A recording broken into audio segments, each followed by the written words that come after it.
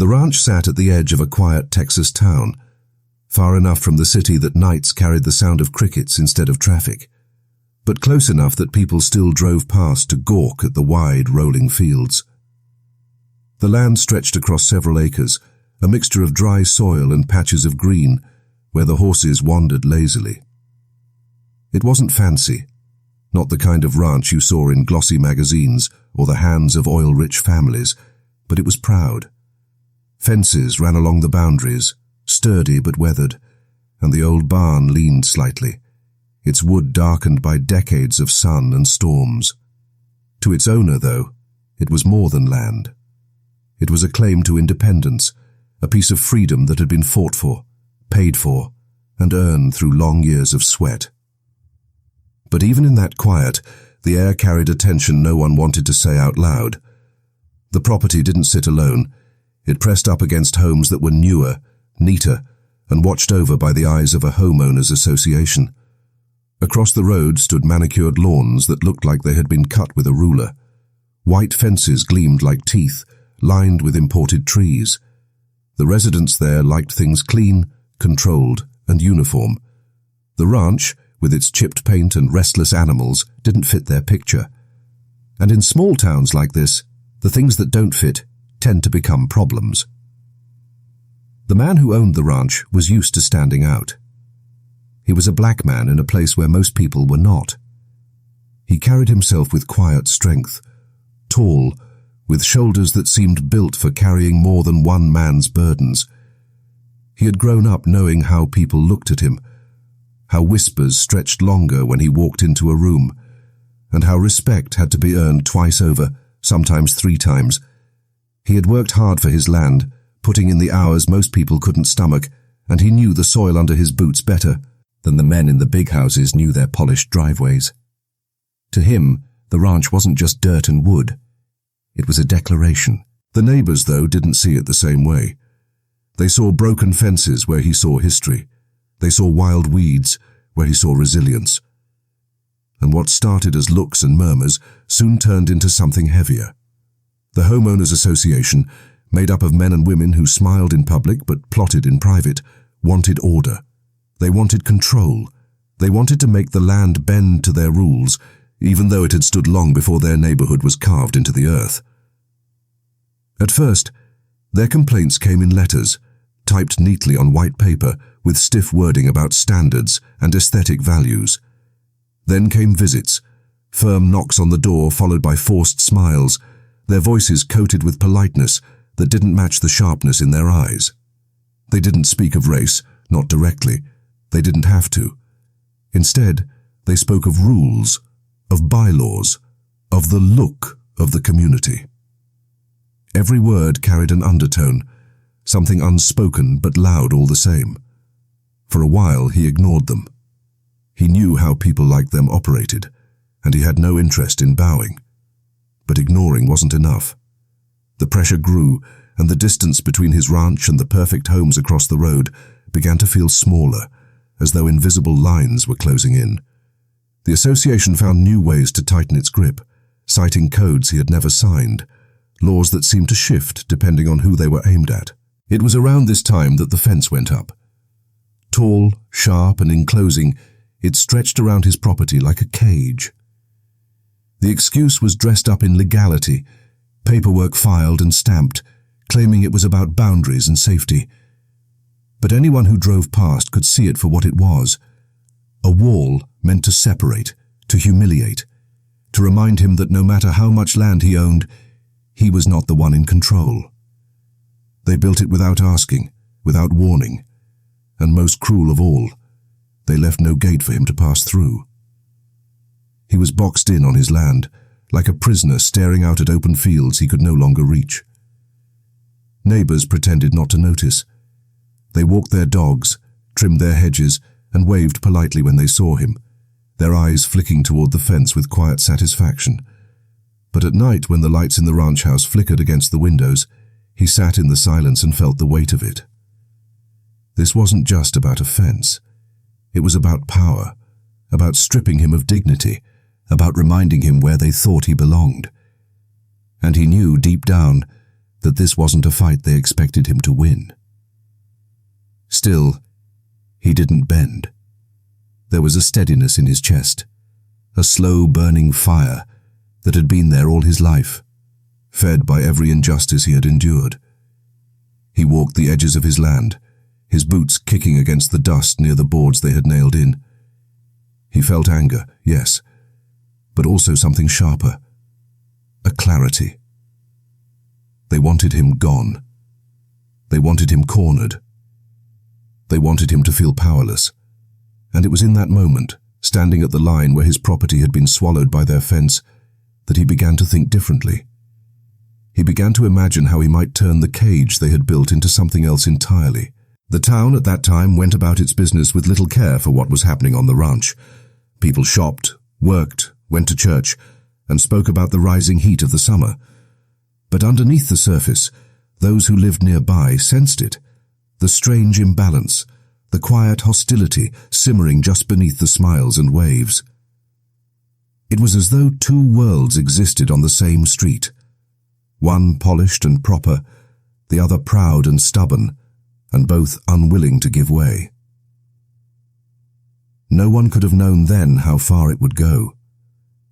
The man on the ranch carried himself calmly, but his eyes had shifted, sharp with a plan forming behind them. The homeowners association felt secure, convinced they had pushed him into a corner from which he couldn't escape. Yet the soil under his boots still belonged to him, and so did the fire in his chest. The stage was set, and every board nailed into that fence was another step toward a fight that was only just beginning. The fence stood like a scar, cutting across the land, tall and hostile. Every morning when the man stepped out of his house, the boards were the first thing he saw, sharp edges blocking out the wide-open horizon he used to wake up to. It wasn't just wood hammered into the ground.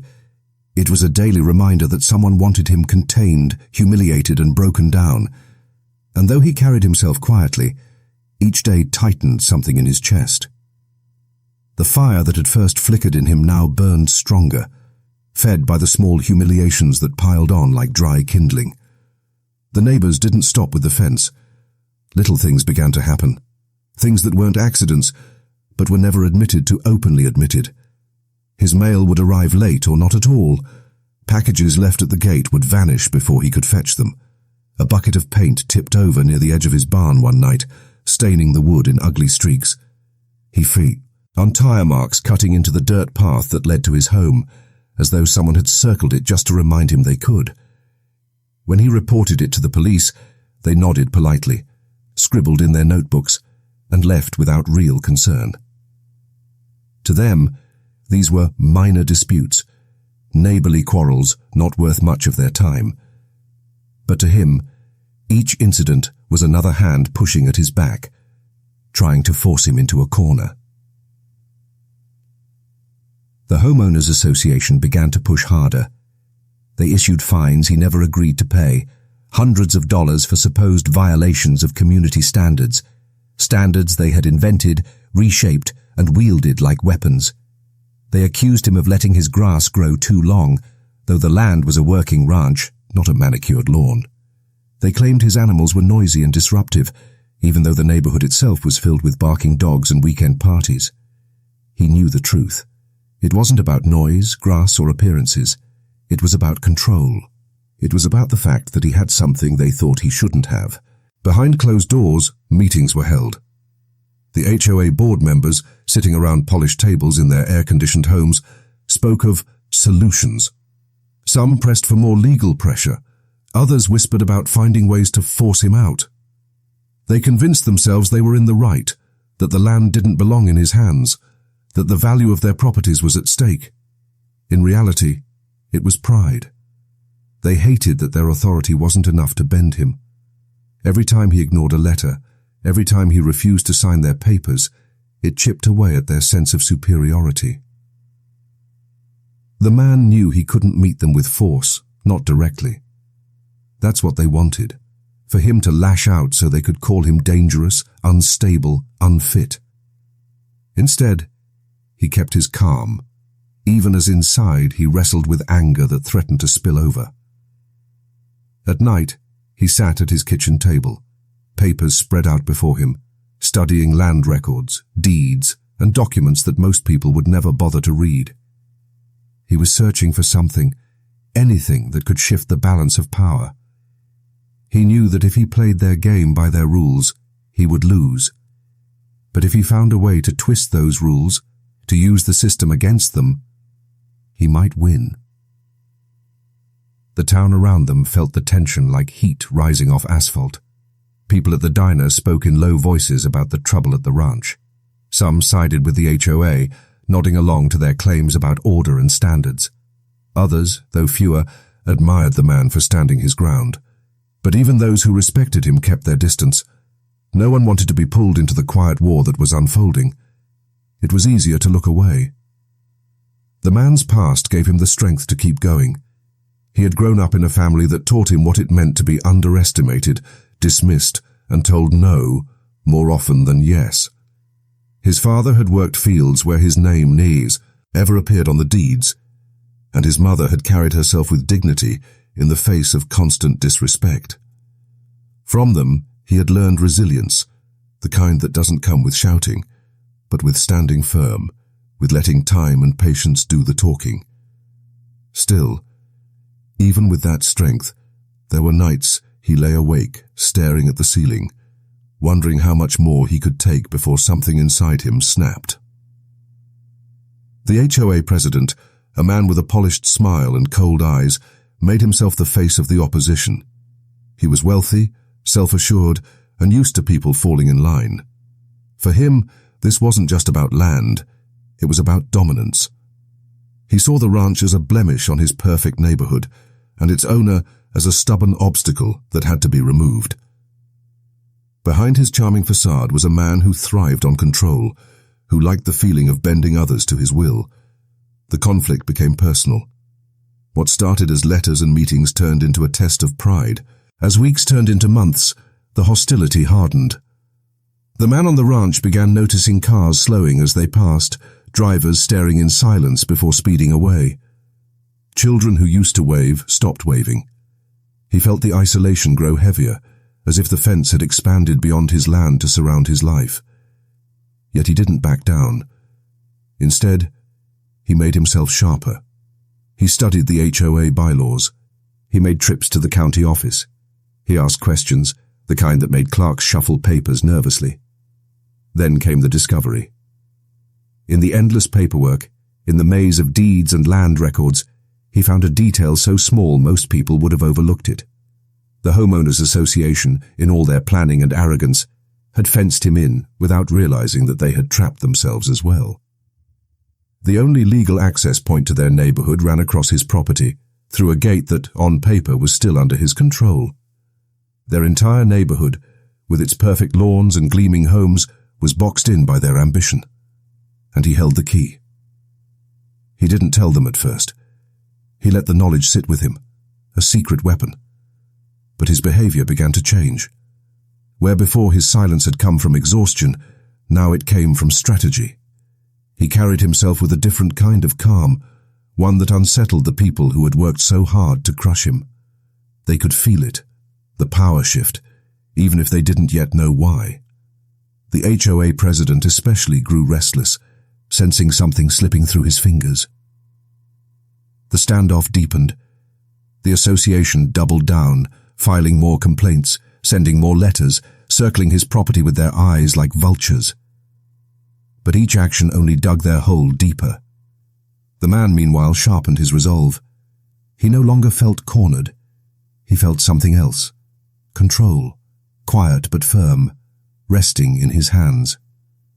Still, the pressure weighed, heavily. His friends warned him to be careful, that people like the HOA president didn't give up easily. He knew they were right. He could feel the danger in the air, the kind that comes when pride and power clash with someone who refuses to bow. There were moments when fear crept in, fear that they might find a way to ruin him through the courts, or worse, through schemes that never left paper trails. But each time doubt rose, he pushed it back down with the same thought. They had caged him in. and now he would turn the cage against them. As the summer dragged on, the heat thickened, and so did the hostility. The ranch grew quieter, its owner more watchful, while across the fence the HOA moved like a hive, buzzing with resentment. Each side had crossed too many lines to turn back. The ground between them was set like dry grass in the sun, waiting for a spark. And though no one yet knew it, that spark was coming. Because fences can hold land, but they cannot hold back the fury of a man who has been pushed too far. The day the crime unfolded began like any other, with the fence looming in the morning light and the ranch sitting quietly under the heavy summer sky. But there was a different charge in the air, something restless, sharp enough to be felt even by those who didn't know what was coming. The man woke before sunrise, moving through his kitchen with slow, deliberate steps. Papers were spread across the table again, deeds, bylaws, copies of letters, his quiet weapons in a battle that had dragged on too long. But this morning, he wasn't studying them. He was staring at them as though they had already served their purpose, his hand resting on the single piece of metal that mattered more than all the words combined: the gate key. By midday, the sun bore down harshly, baking the ground into cracked clay. Across the fence, the homeowners association had gathered, a cluster of cars lining the street, their polished bodies reflecting the light like shards of glass. They were holding another meeting, voices rising in sharp tones as they spoke of final measures.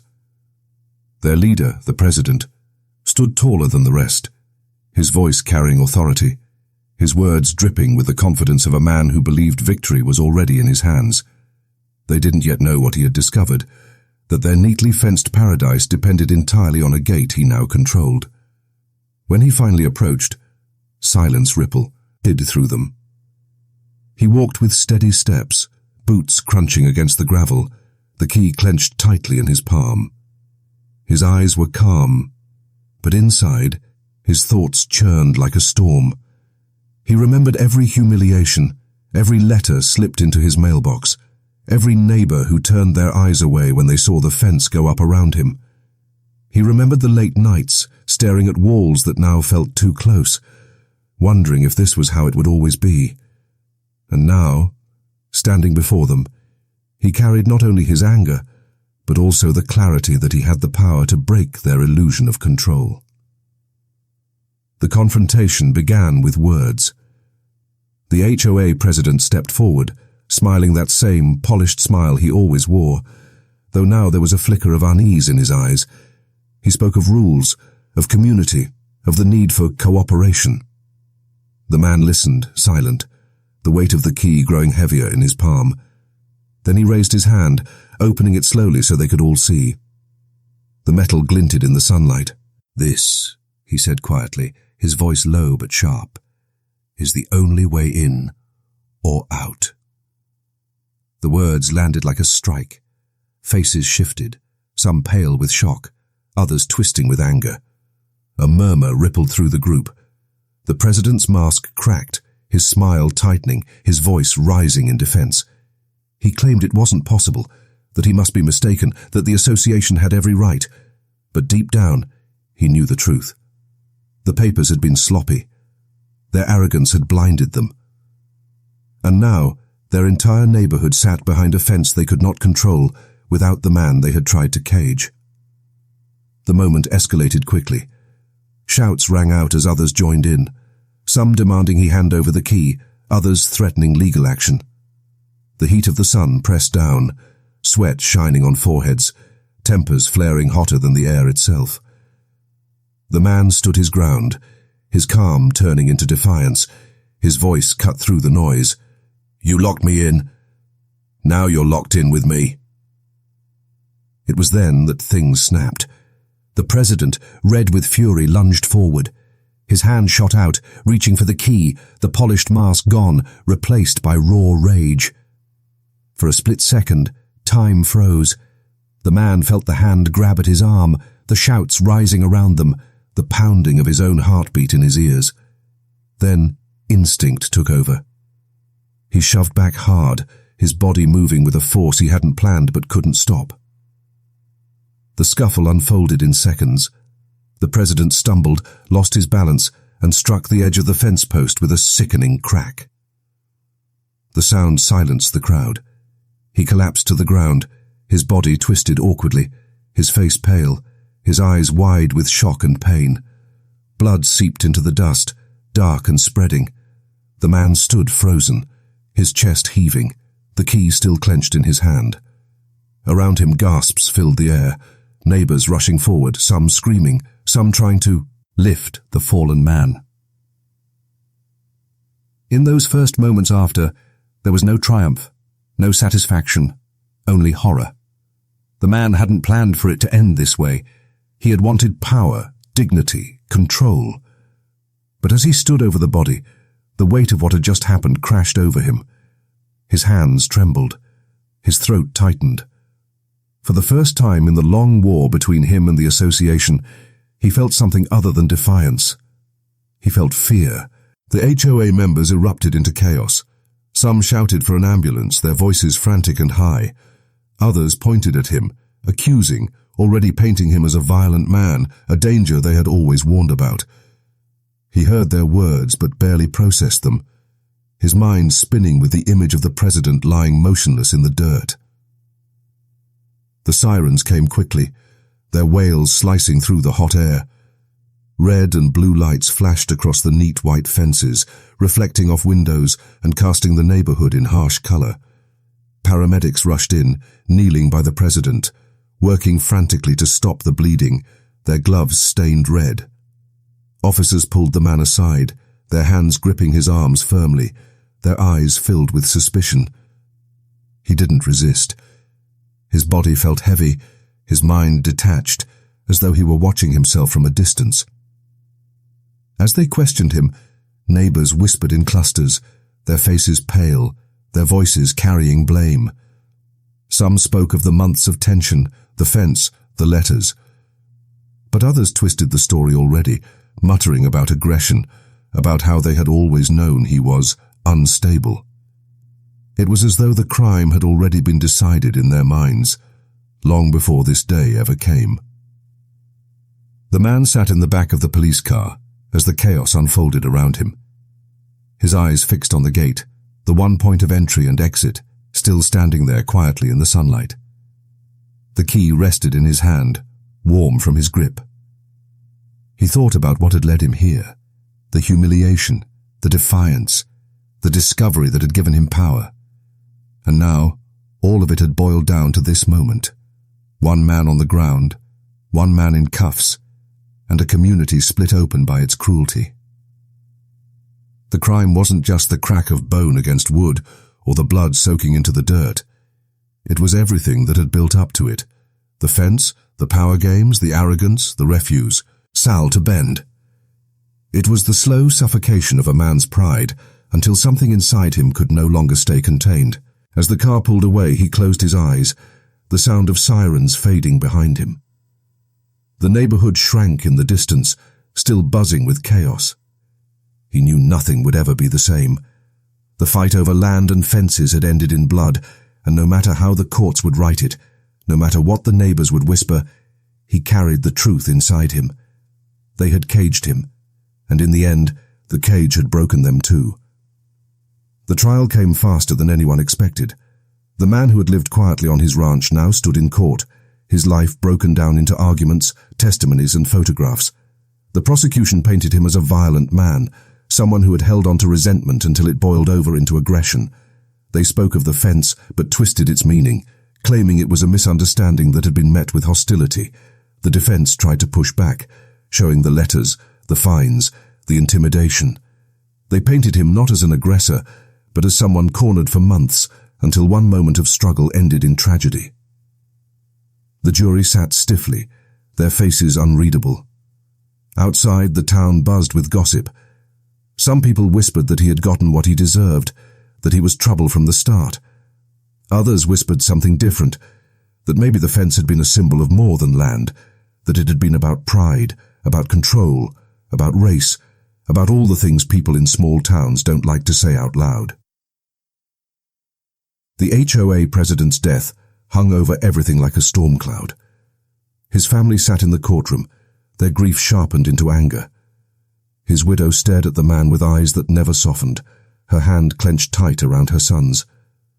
The HOA members rallied together, determined to show the world that the man had been dangerous all along. In their telling, they were victims, not aggressors. When the verdict finally came, it was manslaughter, not murder. There was no proof he had intended to kill, but not innocence either. It was the grey space where law and life often meet, a judgment that left no one fully satisfied. He was sentenced to years in prison. Not a lifetime, but long enough that the ranch he had fought so hard to protect would fall into other hands. The land that had been his pride, his declaration of independence, slipped away while he sat behind bars. In the weeks that followed, the neighborhood moved on the way neighborhoods do. The fence remained, though its purpose now carried a different weight. Some residents whispered about tearing it down, but most chose to leave it, unwilling to admit what it had really stood for. The HOA elected a new president, quieter, but no less determined to maintain control. They spoke of unity, of rebuilding the community's image, as though a man's death could be smoothed over with clean lawns and fresh paint. But under the surface, things were different. The case had drawn attention beyond the small town.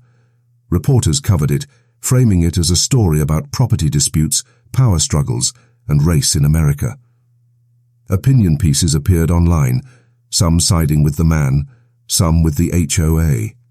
Strangers debated whether justice had been served, whether the system had failed him, or whether he had failed himself. It became more than a local fight.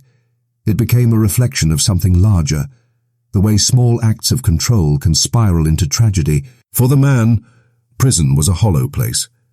He carried himself with the same quiet dignity he always had, but inside, the weight was unbearable. Nights stretched endlessly as he replayed the moment over and over. The shove, the fall, the blood in the dust. He thought about how close he had come to turning the tables, to holding real power, only for it to end in chaos.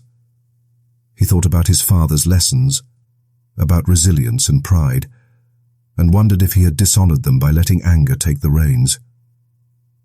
Still, even behind bars, he knew one thing. The crime wasn't born in a single shove. It had grown slowly, in the cracks of human pride and cruelty. It had been nurtured by arrogance, by rules designed to exclude, by neighbors who smiled in daylight but plotted in shadows. He had struck the final blow, yes, but the cage had been built long before his hand pushed back. For the HOA, the loss of their president forced them to face their reflection. Some doubled down, convinced they had been right all along. Others grew quieter, uneasy with how far things had gone. A few even left the neighborhood entirely, selling their homes and slipping away from the stain of the past. But the truth lingered like smoke. They had built the fence to show their power, and in doing so, they had set the stage for blood. The broader world saw in this story a familiar pattern. It wasn't just about a ranch, or a fence, or one man against many. It was about how people wield control, how rules can be twisted to target the ones who don't fit. It was about pride and prejudice, about the fragile line between law and injustice. It forced people to ask hard questions. When does order become oppression? When does defiance become violence? And who holds the power when neighbors turn against one another? In the end, there were no true winners. The man lost his freedom, the HOA lost its leader, and the community lost its illusion of peace. The ranch itself stood as a symbol, its barns sagging, its fields growing wild, a reminder of what had been fought for and what had been lost. The key, the small piece of metal that had once held so much weight, was locked away in an evidence box, stripped of its meaning. The story left scars not only on the people who lived it, but on everyone who heard it. It was a reminder of how fragile human dignity can be, how easily pride and control can turn neighbors into enemies, and how quickly a quiet street can become a battleground. It showed the world that fences don't just divide land, they divide hearts. And once those divisions are set, they can lead to places no one intended. Justice in the end was complicated. The law handed down a sentence, but the deeper truths, the prejudice, the manipulation, the quiet cruelty, remained untouched. What happened on that ranch wasn't just about one man's shove. It was about the slow grinding weight of power used carelessly, about the consequences of caging someone who refuses to bow. And so the story closes not with peace, but with reflection. The man behind bars still dreams of his land. The neighbors still walk their perfect lawns, pretending the blood in the dirt has long since dried.